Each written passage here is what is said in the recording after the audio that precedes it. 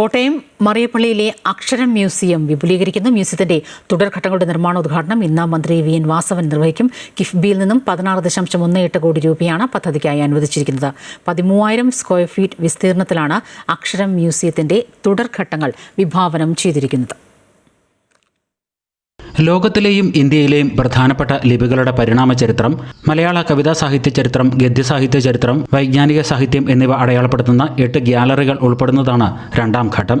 ലോകത്തിന്റെ ചരിത്രത്തെ നിർണ്ണയിക്കുന്ന പ്രധാനപ്പെട്ട 35ഓളം ലിപികളുടെ പരിണാമ ചരിത്രം ഗവേഷകർക്കും വിദ്യാർത്ഥികൾക്കും മറ്റും പ്രയോജനപ്രദമാകും.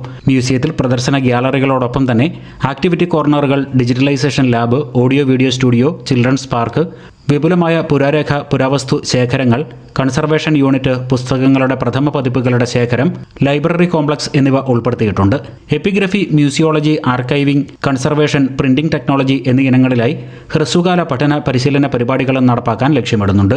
കൂടാതെ ലോക ഭാഷാലിപികൾ, മലയാള കാവ്യ പാരമ്പര്യം, മലയാള ഗദ്യസാഹിത്യം, വൈജ്ഞാനിക സാഹിത്യം, ലൈബ്രറി, സംവേദനാത്മക ക്ലാസ് മുറികൾ എന്നിവയും വരും ഘട്ടങ്ങളിൽ ഉൾപ്പെടുത്തും. ഇത് നമുക്ക് ഇന്ത്യയിൽ തന്നെ ഒരുപക്ഷെ വേറെ എവിടെയും ഇല്ലാത്ത ഒരു അക്ഷര മ്യൂസിയം എന്ന രൂപത്തിലേക്ക് രണ്ടാം ഘട്ടം കൂടി വരുമ്പോഴേക്ക് വിദേശത്തു നിന്നുൾപ്പെടെ വിജ്ഞാനദാഹികളായ വിദ്യാർത്ഥികൾക്ക് വരാനും ഗവേഷണത്തിൽ പങ്കെടുക്കാനും ഒപ്പം ഭാഷയെക്കുറിച്ച് കൂടുതൽ അറിവും പാണ്ഡിത്യവും നേടാനും കഴിയുന്ന സാഹചര്യങ്ങൾ ഉറപ്പാകുമെന്നുള്ളതാണ് നമ്മൾ പ്രധാനമായി ലക്ഷ്യം വയ്ക്കുന്നത്. ഇതിനാണ് കിഫ്ബി ഇപ്പോൾ നമുക്ക് ഈ പണം അനുവദിച്ചു തന്നത്. അക്ഷരം മ്യൂസിയത്തിന്റെ വരും ഘട്ടങ്ങളുടെ പൂർത്തീകരണത്തോടൊപ്പം തന്നെ 10,000 സ്ക്വയർ ഫീറ്റ് വരുന്ന പഴയ ഇന്ത്യ പ്രസ് കെട്ടിടം പുനരുദ്ധരിച്ച് ഓഡിറ്റോറിയവും ബിസിനസ് സെന്ററുമാക്കി മാറ്റും. വിദേശികൾ അടക്കമുള്ളവർക്ക് മലയാള ഭാഷാ പഠനത്തിനായി പ്രത്യേക കോഴ്സ് അക്ഷരം മ്യൂസിയം വിഭാവനം ചെയ്തിട്ടുണ്ട്.